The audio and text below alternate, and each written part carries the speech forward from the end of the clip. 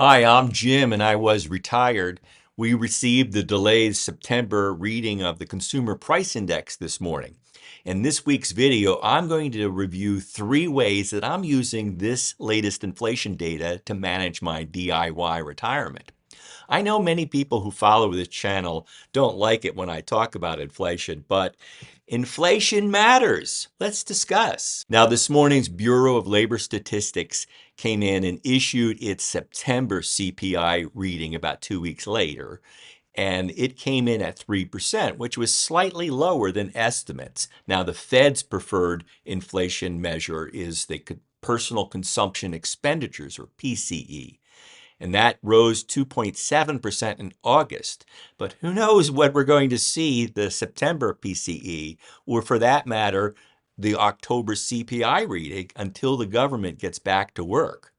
Now, everybody expects the Federal Open Market Committee will cut the Fed funds rate another quarter point to 4% next week, which will bring it about a point above the CPI. Then we will see if they deliver another quarter point cut in December.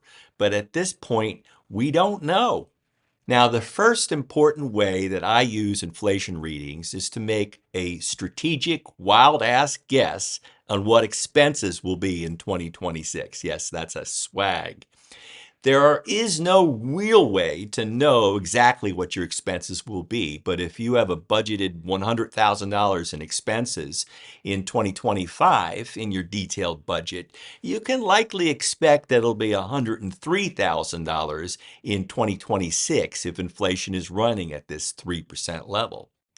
Paying attention to the data helps determine if inflation is transitory or persistent. I also use this week's inflation reading to figure out what Marie's Social Security Cost of Living Adjustment, or COLA, will be. The CPI readings that were released today were used in the required calculation of that, and I'll show you how that's figured out. All right, let me just quickly review how I get the information. Again, I go out to bls.gov and it issued this report this morning. I actually go there and read the news release. And then if you scroll all the way down to the end of the news release, and if you go down here to the bottom, you see supplemental files. And I go down here and I download both of these files. So I'll show you how I'm going to use this. The first one is the CPI-U news release companion file. I download that, and then I download this CPI-W, and I'll explain how I do that in a minute. All right, so this is the CPI-W, which is the Consumer Price Index for urban wage earners and clerical workers. And for some reason, this is the number that the Social Security Administration uses by law to calculate what the COLA is going to be. And it's interesting, they only look at the third quarter readings from 2024 and 2025 and look at the difference between that quarter to quarter to measure the results. Now, it's important that you're looking at the CPI-W unadjusted indexes in this top row, all items, and you scroll over, and this is the number we're looking for, September of 2025. It's the freshest number, and that number is 318.139. And I'm going to copy that, and I'm going to jump over to this COLA calculator number spreadsheet that I've created, and I've put the readings from last year and their average, the first 2 that we got, and this one that we're still waiting for. And I'm going to paste that number in here, and that's 318.139. And now that'll give me the average here and the average here, which looks at this, and then it's rounded up to 2.8%. That's how it's calculated, and I double-check the math going out to the Social Security Administration, SSA.gov, and looking at the press release. The Social Security announced a 2.8% benefit increase for 2026. They also noticed that similar to last year, Social Security beneficiaries will receive a simplified one-page COLA notice using plain language with exact dates and dollar amounts on what your COLA will be. It also notes that if you've got an individual My Social Security account, you can review that COLA notice online, which is more secure and faster than receiving a letter in the mail. And you can sign up to turn off the mail notifications if you have concerns about privacy. In addition to the COLA, there are a series of other inflation-related adjustments that the Social Security Administration is putting into effect for 2026 based on this 2.8% COLA figure. And that includes the taxable base is going to increase to $184,500. It also notes that for those that are less than full retirement age, the top wages that you can earn is $24,480. So if you are continuing to work while you receive Social Security before your full retirement age, you got to watch that number. Remember, it's not deducted permanently, it's postponed. They suspend and then reissue after your full retirement age. But if you don't want any interruptions to your benefits, pay attention to that figure. But what does it mean?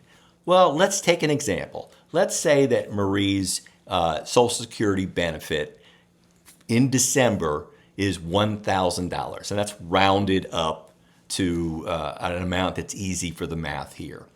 If that's the benefit amount in December, what will it be in January with a COLA added to it? And that would be $28 more a month in COLA because of the 2.8% COLA. And she'll get that throughout the year.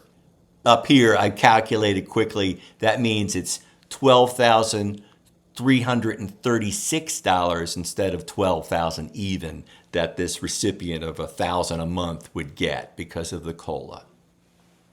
However, if you get a 2.8% COLA and inflation is running at 3%, then that cup of coffee that you bought in 2025 for $4 is going to be $4.12 in 2026.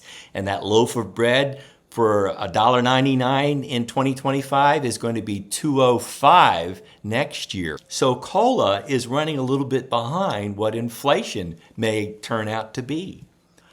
I've put together this little chart here of the COLA and CPI-U for the year was for the last 25 years. And as you can see, sometimes the COLA is ahead of where inflation is going to be. And sometimes it's far ahead of where inflation is. And in this last big spike there, Social Security got a big COLA when inflation was coming down. Now what's going to be? If inflation heads back up and COLA stays below it, we're going to run into some problems. And the third way that I used CPI data today was to figure out what a Series I savings bond that we buy next week will earn first full year. We know that it will begin its first 6 months with a fixed rate of 1.1% and a combined rate of 3.98% for the first 6 months. But that second 6 months will depend on the inflation readings that we got today added to this bond. Let's review how that works. Hey, before I go any further, will you please take a moment to like, share, and subscribe to this channel and hit that bell if you like entertaining ideas from a DIY retiree. It'll help this channel appear higher in the YouTube search algorithm. Now for this calculation, I need to go out to that CPI-U data that I looked at. And again, it's the unadjusted indexes that factor into how the I bond works. And we're going to look for the figures from April to September. And those are the readings that I'm going to need to copy. So I copy those. and I paste them here. That gets us these readings here. And again, I didn't put in these figures here, but we're running at 3.0%. And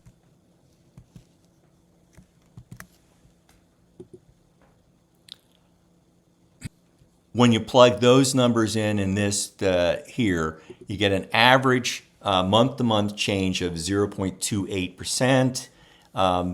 The big calculation is down here. This is where you take the March number to September number and then round it with this formula to get the 1.56% for inflation factor for the second 6 months of the I bond that I'll have. And that will lead to a composite rate of 4.24% for the second 6 months of this bond. It'll start with a 3.98 and go to a 4.24. Here is the calculation where I broke down the I bonds formulas, and this is what it will earn for the first 6 months, and this is what it will earn for the second 6 months. Now, after that, I plugged in the average inflation factor of 1.23%. That's the long-term average. But we really don't know. If inflation goes back down to 2%, then the I bond is a safety net that I didn't need.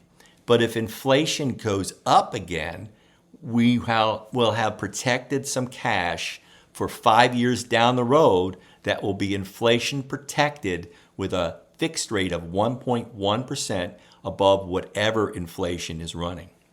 Now keep in mind, when you go down on my spreadsheet to 5 years out, the cumulative interest that the bond will have earned is 2,040 over the life of the I bond. And I actually project going out even beyond that. I think we're going to keep this for longer than 5 years so we escape any penalties that are assessed. Again, 3 months of interest would be forfeited if you redeem before the 5-year period is over. And you can't redeem it at all the first 12 months. So I bonds are a great way of taking taxable dollars and sheltering them from inflation. And again, with a 1.1% fixed rate in this bond that you purchased before the end of October, it's likely to go down below 1% as the fixed rate in November 1st when the new bonds are announced. So I'm buying in October and we'll lock in $10,000. We're not doing $20,000 with gifts or anything else, just a little hedge against inflation with an I bond. And again, that's how I'm using inflation data. I will conclude with my standard warning.